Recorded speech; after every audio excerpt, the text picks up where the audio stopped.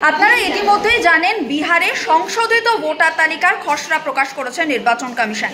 তালিকা থেকে বাদ পড়েছে প্রায় ৬৫ লক্ষ ভোটারের নাম। বিহারের খসড়া ভোটার তালিকায় গরমিলের অভিযোগ তুলছে কংগ্রেস সহ একাধিক বিরোধী দল। এ নিয়ে আলোচনা চেয়ে মুলতবি প্রস্তাব জমা করেছে বিরোধীরা। সংসদের সরব হওয়ার জন্য প্রস্তুতিও নিচ্ছে তারা। বিরোধীদের অভিযোগ, বিহারের গোপালগঞ্জ, পূর্ণিয়া, মধুবনী, ভাগলপুর সহ একাধিক সংখ্যালঘু অধ্যুষিত যে বিধানসভা এলাকাগুলো রয়েছে সেই জায়গাগুলোতে বিধানসভা আসন বিরোধীদের দখলে রয়েছে, আর সেই জায়গাগুলোতে বেছে বেছে ভোটার বেশি বাদ দেওয়া হয়েছে। এই নিয়ে এবার মুলতবি প্রস্তাব জমা দিয়েছেন মানিকম টেগার। তিনি জানাচ্ছেন, অবিলম্বে এই ট্রেন যদি বন্ধ না হয় তাহলে এমন ঘটনাই ঘটবে গোটা দেশ জুড়ে। বৈধ ভোটার বাদ পড়বে বিভিন্ন জায়গায়।